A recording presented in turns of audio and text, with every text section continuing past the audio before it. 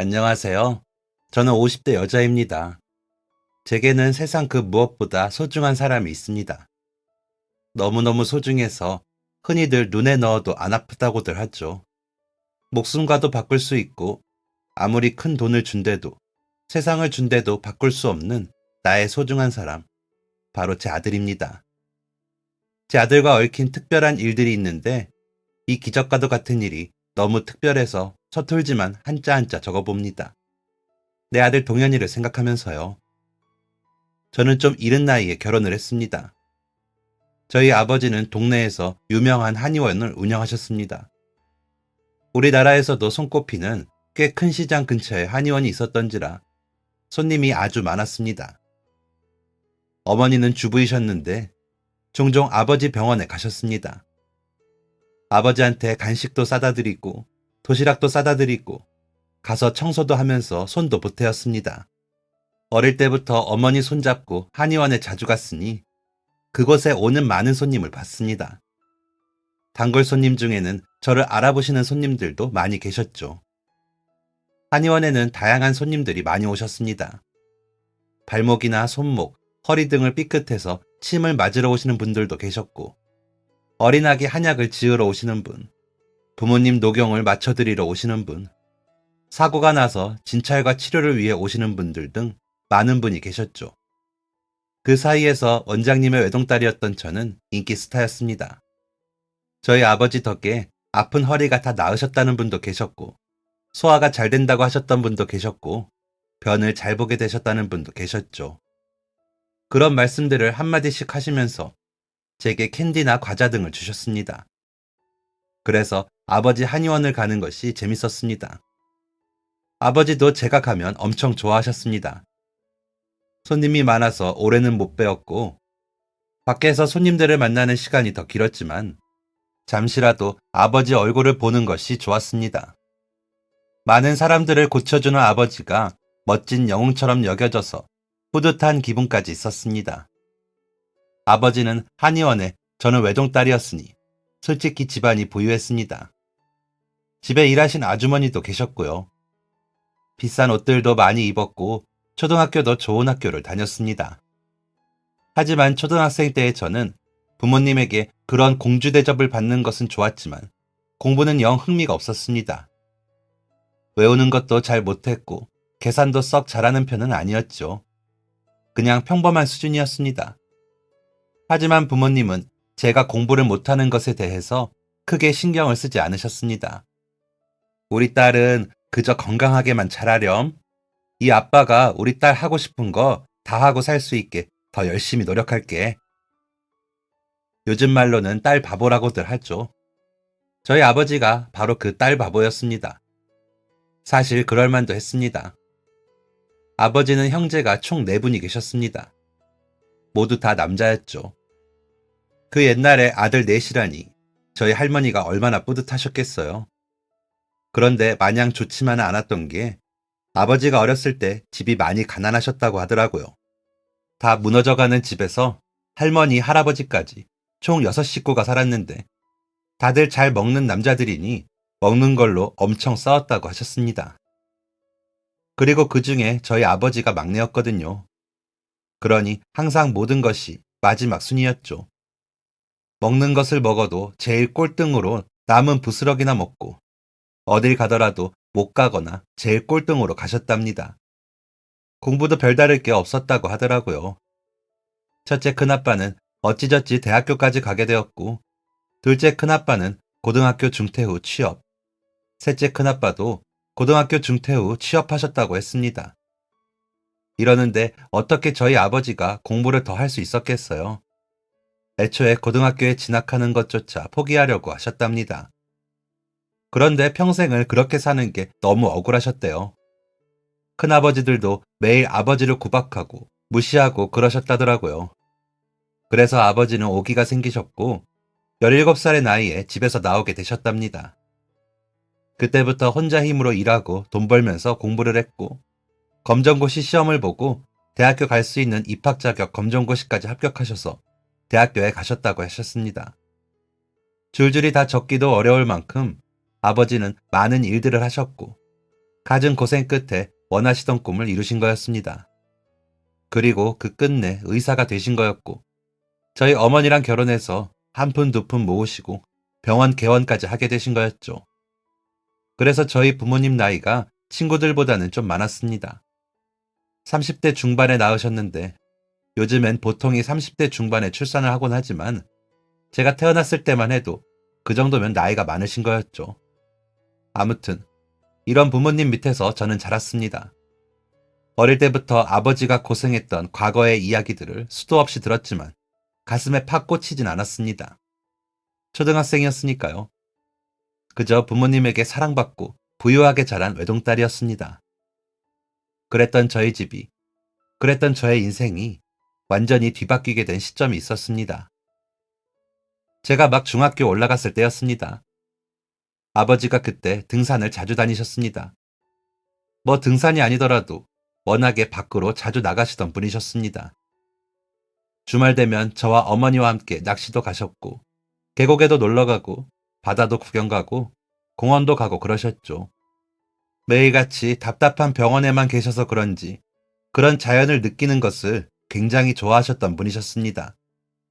제가 14살이 되고 여름으로 넘어가기 전에 봄이었습니다. 저는 거실에서 책을 읽고 있었고 아버지와 어머니는 현관에 서 계셨습니다. 아버지는 등산복을 차려입은 채 입술을 삐쭉 내밀고 계셨죠. 당신 정말 같이 등산 안 갈 거야? 네, 저는 오늘은 안 가요. 오늘 일하시는 아주머니도 안 나오셔서 집에 있어야죠. 우리 예쁜 공주 밥도 차려주고 같이 책도 읽고요. 같이 가면 좋을 텐데. 에이, 혼자 가는 것도 아니면서 왜 그래요? 새벽에 비가 조금 왔으니까 길이 미끄러울 수도 있어요. 항상 조심히 다녀요. 알겠죠? 그래, 알겠어. 다녀올게. 네, 다녀와요. 입술을 삐쭉 내밀고 운동화 끈을 정리하시는 아버지에게 저도 인사를 해드렸습니다. 그 시장 근처에 병원이 몇 개 있었는데 그 병원 원장님들과 함께 등산을 가시는 것이었습니다. 그때 일하시는 아주머니가 휴가이셔서 집에 안 계셨거든요.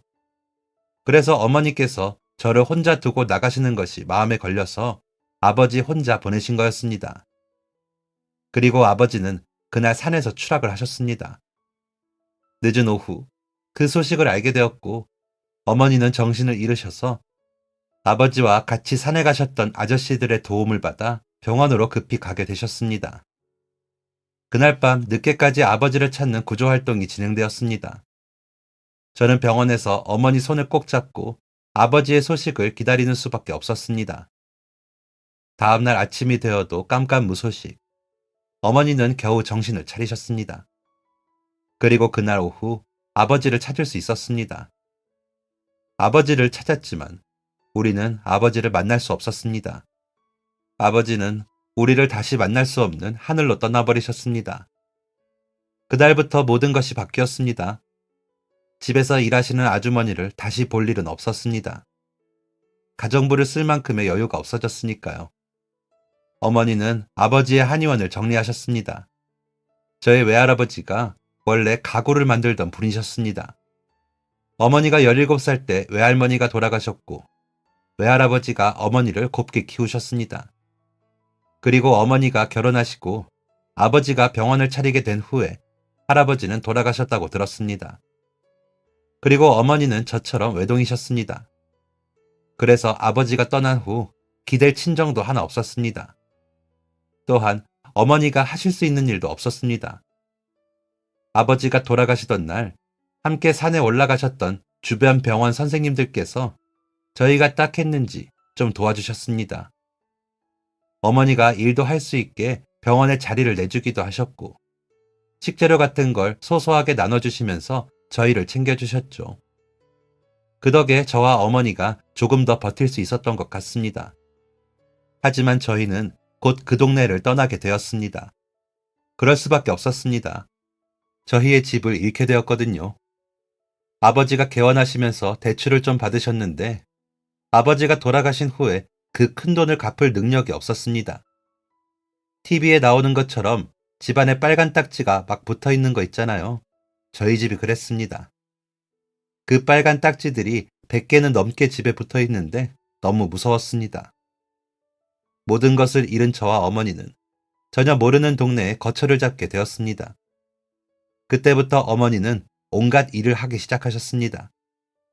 저는 새로운 학교에서 전혀 모르던 친구들과, 아니, 친구들 사이에서 소외되어 지내게 되었고요. 모든 것이 힘들었습니다.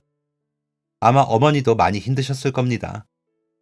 어머니와 제 사이에 대화는 점점 줄었고, 마주치는 시간이라고는 오직 자기 전 2~3시간이 전부였는데, 그마저도 힘겨워 풀린 눈으로 하루를 마무리하기 바빴습니다. 그래서 저는 학창 시절에 이렇다 할 추억도 없고, 다시 돌아가고 싶은 마음도 없습니다. 너무 외톨이처럼 지내서 그랬을까요? 전혀 즐겁지도 들뜨지도 설레이지도 않는 학창 시절이었습니다. 중학교 때도 그랬고 고등학교 때도 별반 다를 게 없었습니다. 친구도 없고 집에서도 외롭고 하니까 공부를 좀 했습니다.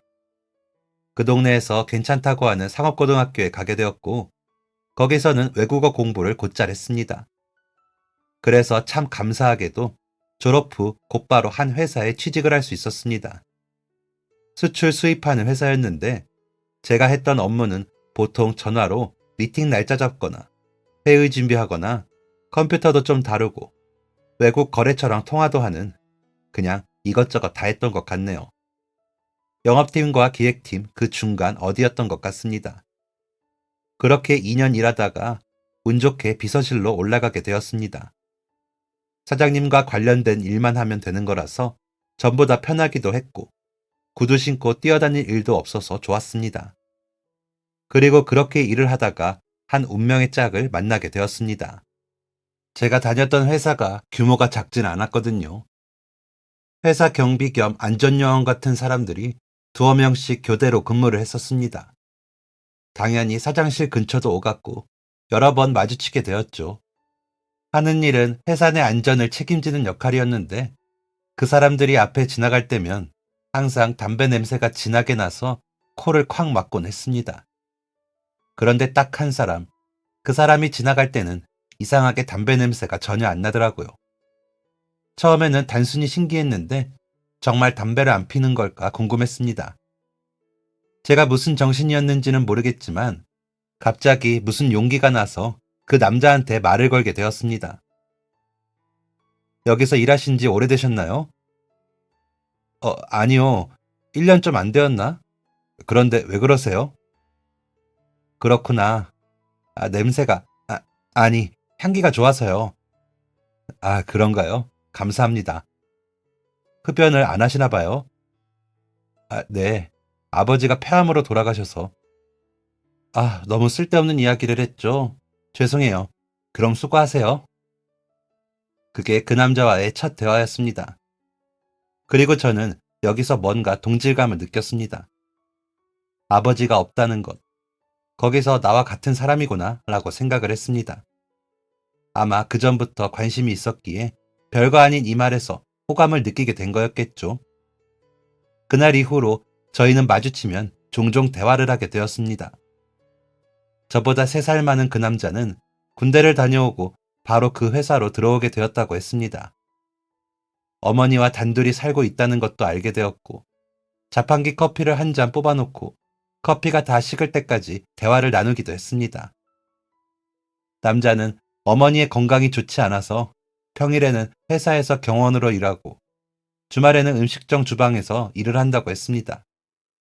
쉬는 날도 없이 힘들지 않냐고 물으니 아버지가 돌아가셨을 때 어머니와 꼭 행복하기로 약속했다고 했습니다. 그리고 남자는 그 행복이 넉넉한 경제적 요건에서 오지 않을까 싶어 열심히 일을 하는 거였고요. 성실하고 책임감 있는 모습 또한 보기 좋았습니다. 회사 내에 있던 자판기 커피를 뽑아 먹던 저희는 회사 근처 커피숍에 가서 커피를 먹게 되었고 자연스레 저녁 식사도 함께하는 사이가 되었습니다. 그렇게 저희는 아주 자연스럽게 서로의 일상에 스며들었고 사랑에 빠지게 된 것이었습니다. 이러한 만남을 1년 정도 이어갔습니다. 그런데 남자가 우리의 미래에 대해서 적극적이지 않더라고요. 그러니까 저는 결혼을 하고 싶었는데 남자는 그럴 생각이 전혀 없는 듯 보였습니다. 결혼 이야기를 꺼내면 회피하기만 하고 항상 선을 그어놓고 저를 대하는 기분이었습니다. 조금 서운하더라고요. 내가 더 좋아하나 싶기도 하고 연애만 하고 결혼은 안 할 생각인 건가 싶기도 했고요. 그래서 제가 먼저 얘기를 꺼내기로 했습니다. 우리 만난 지 벌써 1년이 넘었는데 왜 결혼하자고 안 해요? 제가 너무 단도직입적으로 말을 하니까 남자가 엄청 당황을 하더라고요. 입술을 가만히 있지 못하고 깨물었다 말았다를 반복하면서 냉수만 들이켰습니다. 제가 무슨 이유가 있으면 말을 좀 해달라고 하니까 그제서야 조심스럽게 말을 하더군요. 어머니가 아프시니까요. 그 무게를 나눠들자고 할 자신이 없어요. 사실 저를 만나는 1년 동안 남자의 어머니 병세가 많이 안 좋아지셨거든요. 제가 저 말을 할 당시에는 한 달째 입원 중이기도 하셨고요. 하지만 제 생각은 달랐습니다. 부부가 된다는 것은 힘든 부분은 나누는 게 아닐까 했거든요. 그래서 제가 말했습니다. 그럼 어머니를 같이 만나러 가요. 처음 뵙는 것이었습니다. 무슨 생각으로 그런 말을 했는지 모르겠지만 어쨌든 결혼을 하려면 양쪽 어른들의 허락이 필요하니 언젠가 봐야 할 것은 미리 당겨본다고 생각하기로 했습니다. 막상 지르기는 했는데 엄청 떨리더라고요. 다음날 잘 차려입고 나섰는데 병원 앞에서 심호흡을 몇 번 해야 했는지를 모릅니다. 약국에서 청심환이라도 하나 사 먹어야 하나 고민하고 있는데 남자가 병원에서 뛰어나왔습니다. 양복을 입은 모습만 거의 봐서 양복이 익숙했는데 편안한 차림의 남자가 새롭고 좋았습니다. 남자는 웃으면서 저를 반겨주었습니다. 남자의 손을 꼭 잡고 남자의 어머니를 뵈러 갔습니다. 제가 생각했던 것보다 상황이 더 좋지 않았습니다. 어머님은 힘겹게 몸을 일으키셨고 말씀을 하시기 전에 기침을 여러 번 하셨습니다. 미안해요. 이런 모습으로 첫 만남을 하고 싶진 않았는데. 아니에요. 괜찮습니다. 얘기 많이 들었어요. 듣던 대로 정말 예쁘네. 감사합니다. 어머니도 미인이셔요. 참 예뻐요, 정말. 야무지고 손도 곱고 목소리도 나긋하니 어디서 이런 예쁜 아가씨를 데려왔는지 우리 아들이 기특할 지경이네. 부끄러워서 얼굴이 홍당무처럼 빨개지는 게 느껴졌습니다. 어머님은 온화하게 웃으시며 천천히 저를 살펴보셨습니다. 그 시선이 전혀 부담되지 않았습니다. 왜냐면 그 눈빛이 저를 눈에 담으려고 하시는 것처럼 느껴졌거든요. 어머님은 한참 저를 보시더니 소원이 있다고 하셨습니다. 소원이요? 듣기로는 두 사람 결혼하기를 원하는 것 같은데. 네, 저는 그렇지만 우리 아들도 마찬가지예요. 내가 짐이 될까봐 그렇지. 짐이라뇨, 어머니. 내가 살 날이 얼마 안 남은 것 같아요. 그게 그냥 느껴지네요. 내가 죽기 전에 두 사람 결혼하는 건 꼭 보고 싶거든요. 그게 내 소원인데 그렇게 해줄 수 있어요?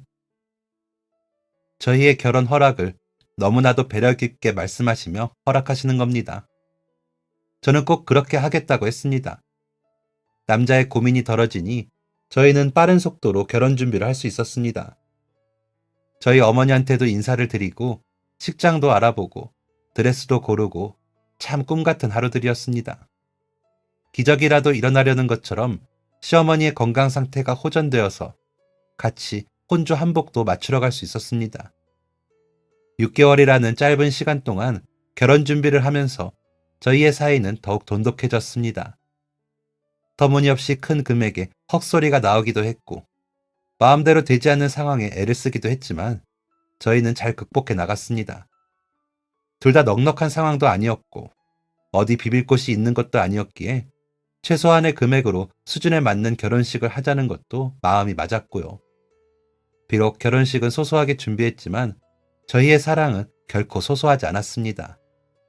진심으로 서로를 존중하고 사랑했습니다.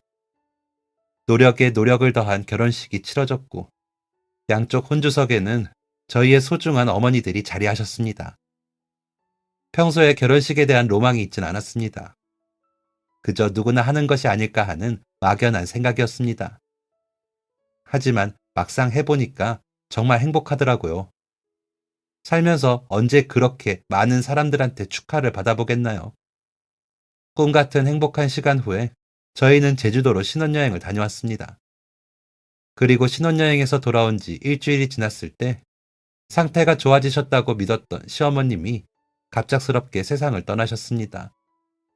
너무나도 갑작스러운 상황에 정말 정신도 못 차리고 장례를 치러야 했습니다. 저희의 결혼식을 보고 싶다고 하셨던 어머니, 소원을 이뤘으니 되었다는 듯이 그렇게 떠나버리셨습니다. 남편은 결혼에 대한 행복을 느끼기도 전에 슬픔을 받아들여야만 했습니다. 하지만 남편은 금방 회복했습니다. 저희 어머니가 많이 위로해 주셨거든요. 일하시느라 바쁘실 텐데 저희 집에 반찬도 채워놓으시고 남편 몸보신 해야 한다며 백숙도 해주시고 어머니가 사위 위로하겠다고 많이 애쓰셨습니다. 솔직히 결혼 전에는 어머니와 막 살가운 사이가 아니었는데 결혼하니까 달라지더라고요. 저도 저희 어머니처럼 좋은 엄마가 되고 싶다고 생각했습니다. 그래서 저희는 아이를 갖기로 했습니다. 각각 닮은 딸 하나, 아들 하나를 낳는 것이 목표였습니다. 그리고 결혼한 지 8개월 만에 제 뱃속에 작은 생명이 들어왔습니다. 긴가민가 하며 병원에 갔는데 임신 6주라는 소식과 아기의 심장 소리까지 들을 수 있었습니다. 그날 퇴근하고 온 남편이 초음파 사진을 보고 눈물을 찔끔 흘렸습니다. 제 뱃속에 아이가 있다니 너무 신기하고 기분이 이상했습니다. 하루에도 몇 번씩 배를 문지르게 되었죠. 그리고 2주 뒤에 이번엔 남편과 함께 병원에 갔습니다. 긴 기다림 끝에 설레어하며 초음파를 확인했는데 아기의 심장이 뛰지 않는다고 했습니다. 그게 무슨 소리인가 했습니다. 2주 전까지만 해도 쿵쾅쿵쾅 뛰었던 심장이 왜 뛰지 않는 건지 이해를 할 수 없었습니다. 저는 유산이 된 것이었습니다. 저는 그저 아기가 갖고 싶었을 뿐인데 유산이라니 너무나도 당황스러웠습니다. 그렇게 우리는 첫 번째 아기를 보내줘야만 했습니다. 보름 정도는 슬픔에 빠져 있었던 것 같습니다. 의사 선생님께서는 수술 후에는 자궁이 더 깨끗해져서 임신이 잘 된다고 하셨습니다. 그래, 아직 우리는 젊고 건강하니까 더 노력해보자고 마음먹었습니다. 하지만 의사 선생님 말씀대로 임신이 잘 되진 않았습니다. 꼬박 1년을 노력했습니다. 그리고 마침내 우리에게 다시 아이가 찾아왔습니다. 이번에도 병원 가서 주수를 확인하고 아기집이 생긴 것도 봤는데 어느 날 볼일을 보다가 혈액이 나오더니 그대로 유산이 되어버렸습니다. 20대 중반의 나이에 2번이나 유산을 하다니 마음이 너무 불안했습니다. 그때부터는 식사까지 신경을 썼습니다. 좋은 것만 보려고 노력했고 병원에서 먹으라고 추천해주는 영양제도 큰돈을 주고 사 먹었습니다. 하지만 애석하게도 아이는 생기지 않았습니다. 1년이 지나고 2년이 지나고 결혼한 지 5년이 되도록 끝내 아기는 생기지 않았습니다. 그리고 그토록 기다리던 아이 대신에 다른 것이 생겼죠. 뵌 적 없는 시아버지의 병, 폐암, 유전이 되었습니다. 2세 계획에 기대하고 실망하기를 반복하는 사이에 남편의 몸에 자리 잡은 암세포는 커져만 갔고 폐암 3기가 되어서야 발견을 할 수 있었습니다. 저희 남편 정말 아기 준비하면서도 참을성 있게 기다려줬던 사람이었거든요. 아기가 안 생기는 것에 대해 남편도 속상할 법한데 힘든 내색 한 번 안 하고 저를 먼저 위로해줬던 사람이었습니다. 보이지 않는 희망에 지칠 수도 있었을 텐데 남편은 싫은 소리 한 번 안 했던 사람이었습니다. 그랬던 사람이 폐암 선고를 받고 완전히 무너져버리고 말았습니다. 남편은 불쌍하리만큼 서럽게 울었습니다. 그리고 제게 미안하다고 했습니다. 못 지켜줘서, 끝까지 옆에 못 있어줘서 미안하다고 했습니다. 진짜 바보 같았습니다. 아픈 건 본인이면서 되려 저를 걱정하고 저를 위로해 주더라고요. 너무너무 속상했습니다. 남편은 수술을 받았습니다. 하지만 수술이 잘 되지 않았고 생각보다 상태가 좋지 않았습니다. 그래서 항암 치료까지 하게 되었습니다. 경호원 일을 했을 만큼 듬직했던 남편이 살이 쭉쭉 빠져서 몸무게의 앞자리가 2번 바뀌는 일까지 경험하게 되었습니다. 나이에 맞지 않게 주름 하나 없던 피부에 자글자글한 주름까지 생겼고 볼이 홀쭉하게 들어갔습니다. 그런 남편이 너무 안쓰러웠지만 다 잘 될 거라고 믿었습니다. 남편이 아픈 지 2년쯤 지나던 어느 날이었습니다. 남편과 장을 보러 시장에 갔습니다. 시장 문 닫을 때쯤에 가서 사람도 많이 없고 가게들도 하나 둘 문을 닫고 있었습니다. 그런데 갑자기 어느 상인분께서 저를 불러 세우셨습니다. 애기 엄마, 남편만 챙기지 말고 애기도 좀 챙겨. 무슨 말인가 하고 뒤를 돌아보니까 한 3살쯤 되어 보이는 아기가 종종걸음으로 걸어오고 있었습니다. 어설프게 걸어오는 폼이 너무 귀여워서 멍하니 보고 있었습니다. 그런데 주변을 보니까 아이의 부모로 보이는 사람이 안 보이더라고요. 길을 잃었나 싶었습니다. 아이는 어디서 주워온 건지 너덜너덜한 배춧잎을 냠냠 씹어 먹으면서 걸어오고 있었습니다. 이마 한가운데에는 나란히 점이 2개가 있는 남자아이였습니다. 저와 남편은 일단 그 아이를 챙기기로 했습니다. 시장 안의 가게들 대부분이 문을 닫아서 어두운 길을 그 어린애 혼자 다니기에는 너무 위험해 보였거든요. 너 몇 살이야? 이름은 뭐야? 엄마는? 엄마랑 같이 왔어? 집 어딘지 모르지? 3살짜리 아이를 붙잡고 대화를 하는 것은 불가능해 보였습니다. 차림새도 외출복도 아니고 내복을 입고 있더라고요. 집에 있다가 나온 건가? 잠깐 외출했다가 길을 잃어버린 건가? 아니면 상인분의 자녀인가? 알 수가 없었습니다. 시장 이곳저곳을 돌면서 늦게까지 불이 켜진 곳들을 찾아가서 혹시 이 아이를 본 적이 있는지 여쭈었습니다. 모두 다 고개를 저으시더라고요. 그러다가 마지막으로 불이 켜져 있던 입구 쪽 실가게의 사장님께서 이런 말씀을 하셨습니다. 이 아이 아까 오전부터 있었던 것 같은데. 아니, 내가 오늘 평소보다 일찍 문을 열었거든요. 그런데 이쪽 입구에서 어떤 젊은 남자랑 이 아이가 있던 걸 본 것 같아요. 손을 꼭 잡고 가만히 서 있길래 뭐 살라고 아침 대바람부터 왔나 했는데 어이구, 애 부모가 찾으러 안 왔어요? 사장님의 말씀을 듣고 생각이 많아졌습니다. 아빠와 서 있었다니. 그런데 차림새도 그렇고 아직까지 안 나타난 것도 그렇고 혹시 버려진 게 아닐까 하는 생각이 스쳤습니다. 경찰서에 가야 하나 고민하던 그때였습니다. 남편이 아이의 내복 목덜미에서 목걸이를 발견했습니다. 여기 전화번호 적혀 있네. 목걸이에 집 전화번호가 적혀 있었습니다. 저희는 얼른 그쪽으로 전화를 해봤습니다. 그런데 없는 번호라고 하더라고요. 몇 번을 시도했지만 없는 번호라는 말뿐이었습니다. 아무래도 버림을 받은 것 같았습니다. 그때 뉴스에도 아이 유기 사건을 많이 다루던 때였거든요. 안 되겠다. 경찰서에 데려다 주자. 잠깐만. 경찰서를 가려던 저를 붙잡은 건 남편이었습니다. 이 애 경찰서로 보내면 분명 고아원이나 보육원으로 갈 거야. 아, 거기까진 생각을 못했네. 일단 우리가 조금만 더 데리고 있는 거 어때? 고아원이나 보육원으로 갈 것을 생각하니까 마음이 좋지 않았습니다. 그래서 저희는 부모가 나타날 때까지 아이를 조금 더 데리고 있기로 했습니다. 혹시나 마음이 바뀌어서 찾으러 돌아올 수도 있으니까요. 그날부터 매일 시장에 나갔습니다. 오전에도 가보고 오후에도 가보고 밤에도 가봤습니다. 아이와 함께요. 하지만 아이의 부모는 끝내 찾지 못하였습니다. 아이가 너무 안 됐더라고요. 말도 못하는 애를 뭐가 밉다고 버렸을까 싶었습니다. 저는 아이를 경찰서에 차마 데려다 줄 수가 없었습니다. 하지만 매일 고민이 되기는 했습니다.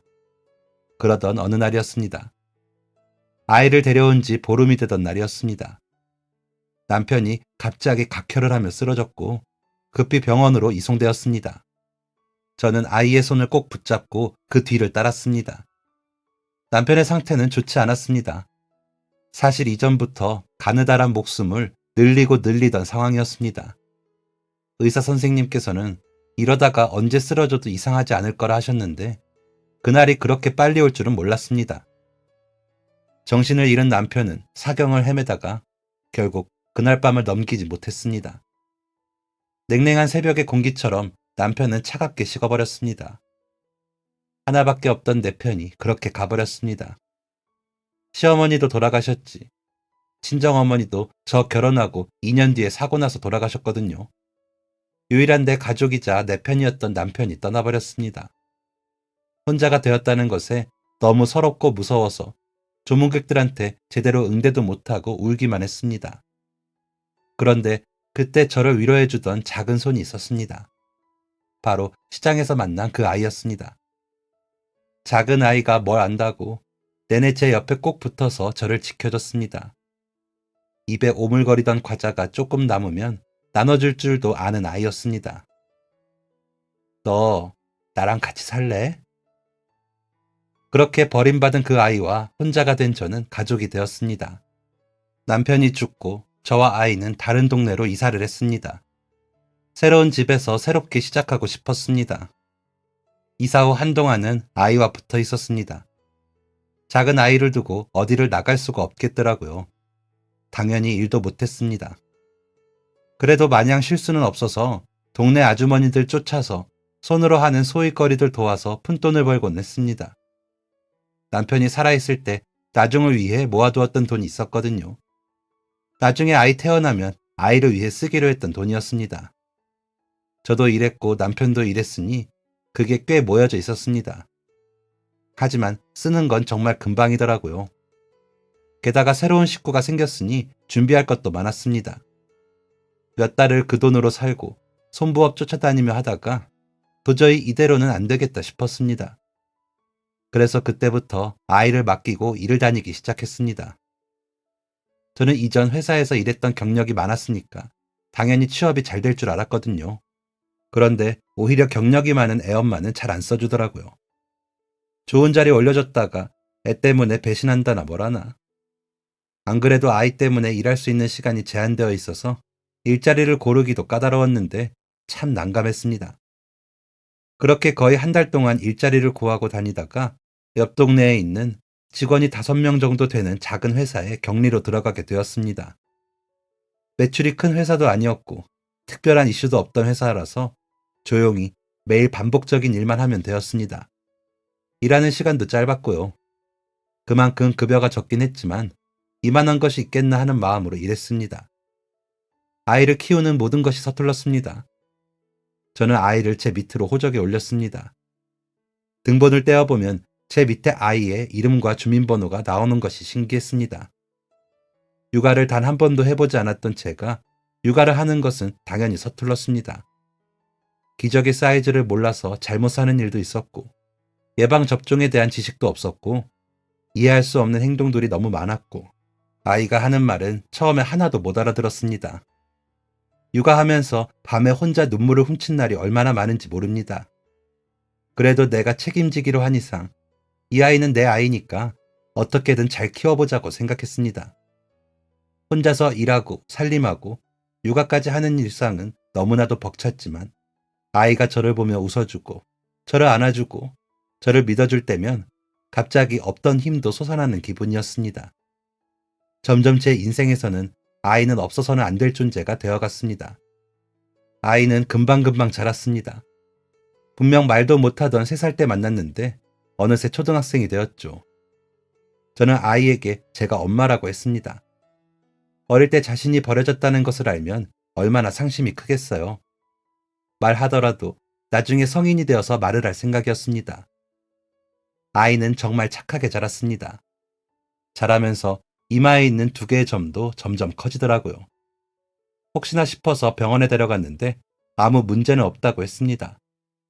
머리를 짧게 깎고 다녀서 어릴 때는 친구들이 좀 놀리기도 했지만 그것도 잠시뿐이더라고요. 저희 아이가 착하고 성격도 좋고 친구들과도 잘 어울리니까 놀렸던 아이들도 금방 친구가 되었습니다. 저희 아이는 공부도 참 잘했습니다. 한 번도 공부하라는 소리를 해본 적이 없었습니다.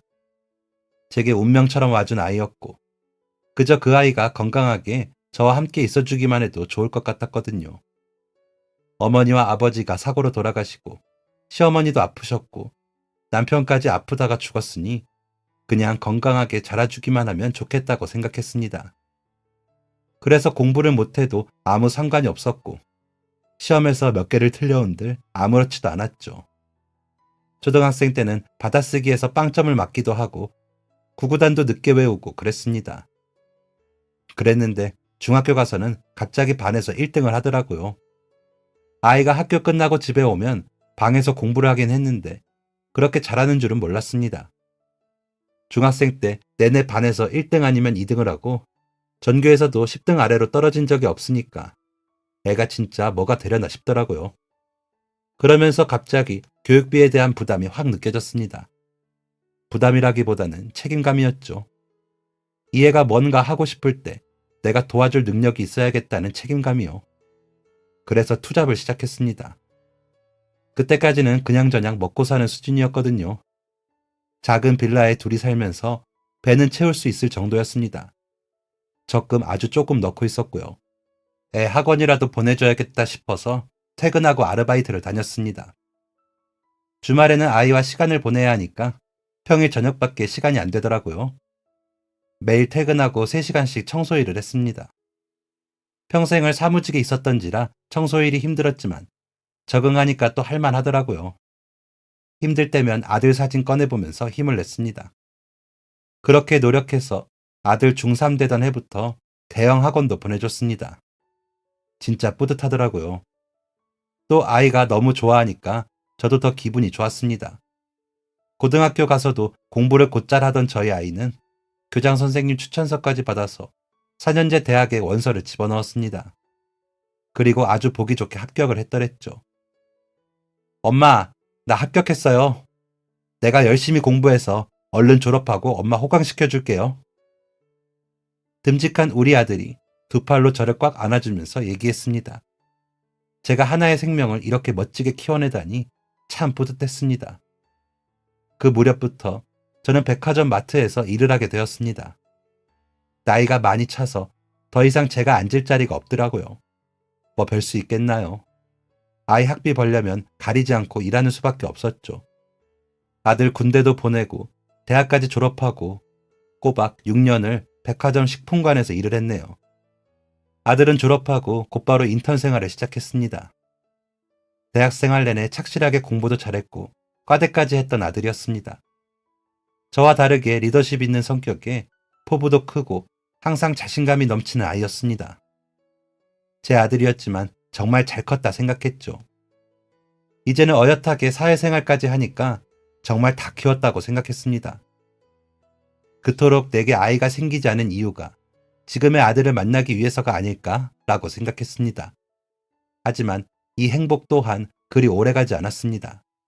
아들의 퇴근길에 걸려온 그 통화를 아직도 잊을 수가 없습니다.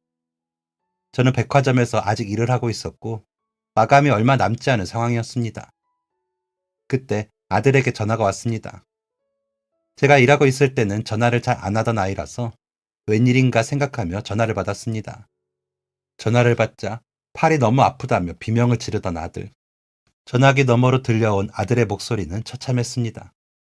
엄마라는 발음조차도 잘 안 들릴 정도로 아들은 소리를 지르고 있었습니다. 그리고 끊어진 통화. 저는 미친 사람처럼 백화점 밖으로 뛰어나갔습니다. 어디로 가야 할지도 모르면서 일단 달렸습니다. 아들에게 전화를 계속 걸었고 아들은 전화를 받지 않았습니다. 큰일이 생겼다. 정말 큰일이 생겼다. 우리 아들한테 무슨 일이 생긴 건가?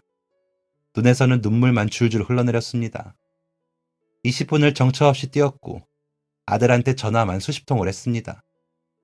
그때 아들에게서 다시 전화가 걸려왔습니다. 어떤 여자 목소리였습니다. 아들이 병원으로 가고 있으니 빨리 오라는 겁니다.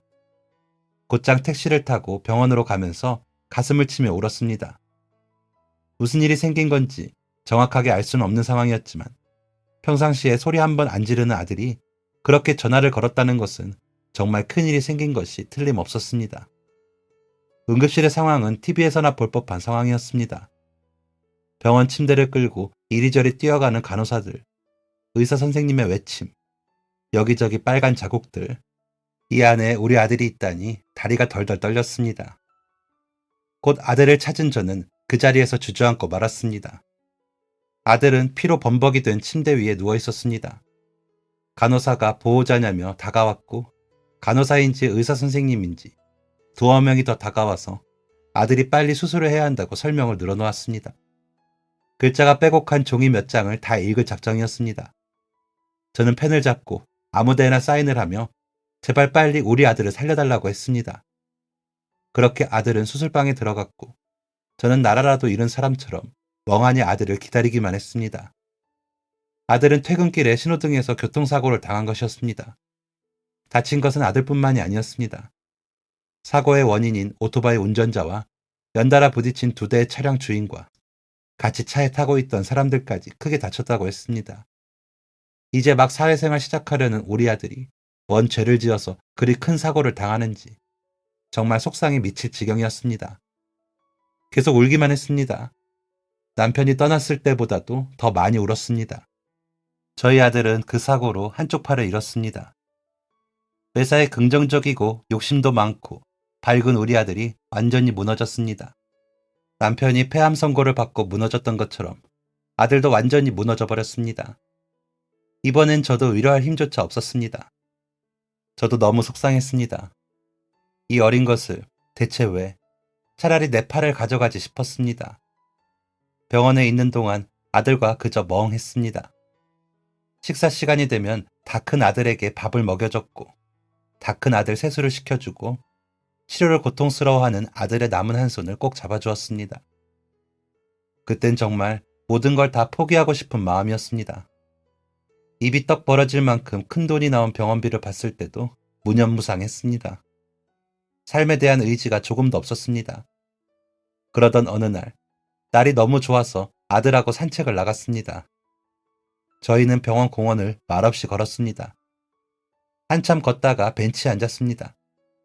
제가 그때 무슨 생각이었는지 모르겠습니다.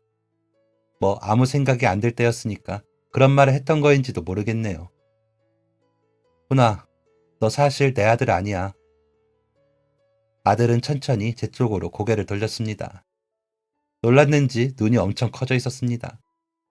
그리고는 다시 정면을 응시했습니다. 조금 알고 있었어요.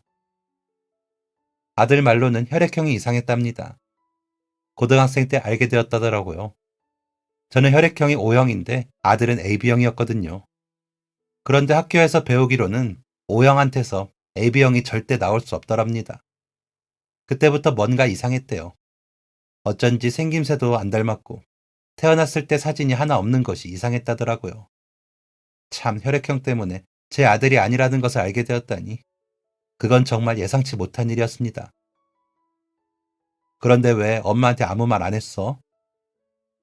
그래도 나 키워준 건 엄마가 맞잖아요. 그럼 엄마인 거 아니에요? 제 엄마가 따로 어디에 있던지 없던지 엄마는 제 엄마예요. 그건 확실해요. 왈칵 눈물이 쏟아졌습니다. 갑자기 꿈에서 깨어난 것처럼 내가 지금 뭐 하고 있는 건가 싶더라고요. 이렇게 예쁜 아들을 두고 엄마가 되어서 같이 무너지면 어쩌나 했습니다. 저는 다시 정신을 차렸습니다. 일단은 급한 불부터 꺼야 했습니다. 보험비와 모아둔 적금을 깨서 병원비를 냈습니다. 그러고도 돈이 부족해서 대출을 조금 받았습니다. 돈이 되는 건 일단 다 팔았습니다. 집에 있는 컴퓨터도 팔고 오죽했으면 남편에게 받은 목걸이까지 팔았습니다. 이것저것 팔아서 대출금을 갚으려고 했는데 택도 없었습니다. 게다가 아들이 대학교 다닐 때 학자금 대출을 받았었거든요. 그것 또한 갚아야 하는 상황이었습니다. 다시 백화점으로 돌아갈 수는 없었습니다. 제 자리가 이미 사라져버렸거든요. 급한 대로 집 주변에 아주머니를 급구한다는 종이를 붙인 음식점에서 일을 했습니다. 그러면서 매월 제가 받은 대출과 아들의 학자금 대출에 원금과 이자를 내야 했습니다. 거기에 생활비, 공과금, 월세까지 내야 했고요. 그렇게 두어 달 살던 어느 날이었습니다. 집에 먹을 반찬이 없어서 김이라도 사려고 마트에 갔습니다. 큰 김 한 봉지를 들고 계산을 하려는데 지갑에 1,000원이 달랑 한 장이 있더라고요. 갑자기 두통이 몰려왔습니다. 커다란 김을 가져다 놓고 낱개로 파는 김을 하나 사서 집에 갔습니다. 잔돈으로 받은 동전 몇 개를 손에 꼭 쥐고요. 이렇게 살면 안 되겠다는 생각이 들었고 저는 주변에 몇 없는 지인들에게 전화를 돌렸습니다. 혹시 제가 일을 할 만한 자리가 있나 싶었습니다. 그때 일하던 음식점은 오후에 몇 시간만 하는 거라서 돈을 많이 못 벌었거든요. 제대로 일을 할 곳이 필요했습니다. 그러다가 예전에 아들 학원 보내주겠다고 잠깐 했던 청소 일을 같이 했던 사람과 연락이 되었습니다. 그런데 그 사람이 한 부잣집의 가정부로 일을 하고 있는데 이번에 자신의 딸이 출산을 해서 조리를 도와줘야 한다고 마침 사람이 필요한 참이라고 했습니다. 괜찮으면 해볼 생각이 있냐고 하더라고요. 어차피 자기는 딸 조리 끝나면 지방에 있는 아들네에 갈 거라면서 저만 괜찮으면 쭉 할 수 있을 거라 했습니다. 사실 가정부 일은 해본 적이 없어서 선뜻 용기가 나진 않았습니다. 어렸을 때 저희 집에서 일을 하셨던 아주머니가 잠깐 떠올랐습니다. 저희 집의 모든 살림을 책임져 주셨는데 제가 과연 그 일을 할 수 있을까 싶더라고요. 제가 머뭇거리니까 자리 소개해주는 사람이 하는 말이 돈을 굉장히 많이 준다는 겁니다. 그래서 바로 수락했습니다. 저한테 무엇보다 중요한 건 돈이었습니다. 돈을 벌어서 빨리 안정을 찾고 싶은 마음이었습니다. 그렇게 저는 가정부 일을 시작했습니다. 그 집에 계속 사는 건 아니었고 출퇴근을 하는 가정부였습니다. 아침 일찍 가서 아침밥을 준비하고 빨래랑 청소를 하고 점심을 차리고 또 청소하고 음식하고 잠깐 쉬다가 저녁 차려놓고 퇴근하는 시기였습니다. 일을 하게 된 집이 정말 으리으리하더라고요. 마당도 엄청 넓고 2층까지 있는 커다란 단독주택이었습니다. 사모님하고 사장님은 굉장히 착하셨습니다. 제가 가정부 일이 처음이라고 했는데도 흔쾌히 받아주셨고 모르는 것들도 친절하게 알려주셨습니다. 그 집에는 외동딸이 한 명 있었는데 굉장히 예쁘고 사랑을 많이 받고 자란 티가 나는 딸이었습니다. 20대의 그 딸을 보고 있으니 저희 아들이 떠올랐습니다. 부모 잘못 만나서 괜히 고생만 하고 있는 게 아닌가 좀 마음이 쓰리더라고요. 그래도 운명을 바꿀 수 없는 노릇, 열심히 맡은 일을 했습니다. 그리고 어느 날이었습니다. 폭설까지는 아니었지만 우산이 있어야 집에 갈 수 있을 것 같았습니다. 저녁을 차려놓고 나가려고 하는데 사모님께서 나오셨습니다. 우산 하나 가져가요. 눈이 많이 오네요. 괜찮습니다. 목도리 두르면 안 맞아요. 집에 우산이 몇 갠데 어떻게 그냥 보내요? 같이 나가요. 오랜만에 눈이 많이 오네요. 눈 보니까 괜히 낭만적이고 좋다. 그쵸? 네, 그렇네요, 사모님. 사모님과 나란히 우산 2개를 쓰고 현관을 나섰습니다. 가벼운 인사를 나누고 대문을 열던 그때였습니다. 엄마! 대문을 열자마자 아들의 얼굴이 보였습니다. 어머? 여기는 어쩐 일이야? 눈이 많이 와서 어마마마 모시러 왔죠. 아들은 몸도 마음도 많이 회복한 상태였습니다. 앞으로 어떻게 살아야 할지 긍정적으로 생각해 보기로 했죠. 잃어버린 오른손을 대신해서 왼손으로 글씨도 쓰고 밥도 먹는 연습을 하던 때였습니다. 아들의 목소리에 집으로 올라가려 하셨던 사모님께서 다시 내려오셨습니다. 어머, 아들이에요? 안녕하세요. 박훈이라고 합니다. 얘기 많이 들었어요. 훤칠하고 잘생겼네. 사모님께서는 저와 아들의 사정을 잘 알고 계셨습니다. 아들이 다친 것도 알고 있었고 아들이 제 친아들이 아니라는 것도 알고 계셨습니다. 제가 원래 그런 걸 말하고 다니는 성격이 아닌데 왜인지 사모님은 참 편하더라고요. 가끔 사모님하고 티타임을 갔는데 그때 이런저런 얘기를 하다가 하게 되었습니다. 그런데도 편견 없이 인사해 주시는 모습에 그저 감사했지요. 그런데 그때였습니다. 사모님의 표정이 갑자기 차갑게 굳었습니다. 그러더니 제 아들의 얼굴을 뚫어져라 쳐다보며 가까이 다가가셨습니다. 사모님? 이마에 이거... 저희 아들 점이 좀 특이하죠? 원래부터 있었어요. 2개가 나란히. 이런 게 우연일 리가 없잖아요. 그쵸? 네? 그게 무슨 말씀이세요? 우연이요? 이 점이 혹시 발 보여줄 수 있어요? 갑자기 아들한테 발을 보여달라니 이게 무슨 소리인가 했습니다. 아들은 당연히 발을 보여주지 않았습니다. 누가 처음 보는 사람한테 양말을 벗고 발을 보여주겠어요? 사모님은 아들에게 물었습니다. 발가락이 이상하지 않아요? 네? 두 번째 발가락이 한 마디가 짧지 않나요? 그걸 어떻게 하셨어요? 아들은 저를 처음 만났던 그날부터 왼쪽 두 번째 발가락에 첫 마디가 없이 짧게 되어 있었습니다. 아마 태어날 때부터 그랬던 것 같더라고요. 그래도 뛰는 거나 걷는 거에는 아무런 지장이 없어서 대수롭지 않게 여기고 살고 있었습니다. 그런데 이걸 대체 사모님이 어떻게 알고 계신 건지 저는 말씀드린 적이 없거든요. 사모님은 잠깐 집에 들어가자고 했습니다. 집에 들어가서 아들은 양말을 벗고 한마디가 없는 발가락을 보여주었습니다. 사모님께서는 뜨거운 차로 마음을 가다듬으며 말을 하셨습니다.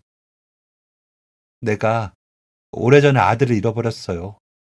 이마에 점이 2개 있고 발가락에 한마디가 없는 3살짜리 아들을. 믿을 수가 없었습니다. 어떻게 이럴 수가 있는지. 사모님은 아들을 납치당했다고 하셨습니다. 외출을 했다가 갑자기 사라졌고 돈을 달라는 어설픈 전화가 왔지만 약속 장소에는 범인도 아이도 나타나지 않았다고 했습니다. 죽은 줄만 알고 있으셨대요. 그런데 그 아들이 갑자기 성인이 다 되어서 나타난 꼴이었습니다. 사모님은 물론이고 저와 아들도 이게 정말 진짜인가 싶어서 어안이 벙벙했습니다. 곧이어 사장님도 오셨고 사장님 또한 아들의 점과 특이한 발가락을 보고 놀라셨습니다. 좀 더 정확하게 하기 위해 유전자 검사를 하는 게 어떻겠냐고 사장님이 말씀하셨고 아들과 저는 좋다고 했습니다. 그리고 결과는 다들 설마 했던 대로 99.9% 일치라고 나왔습니다. 이 드라마도 같은 일에 모두들 입이 떡 벌어졌고 사모님과 사장님은 눈물바다를 만드셨습니다. 내가 너를 얼마나 찾았는데 우리 아들 잘 커져서 고맙다. 정말 고마워. 저희가 모여서 얘기를 나누며 예상한 것은 이러했습니다. 저희 아들은 3살에 납치가 되었고 납치범이 돈을 달라고 협박을 했답니다. 그런데 이제 납치범이 아마 무서웠던 것 같습니다. 그래서 그냥 시장에 버리고 간 것 같고요. 그때 시장에서 아들이 누군가와 있었다는 걸 들었다고 했잖아요.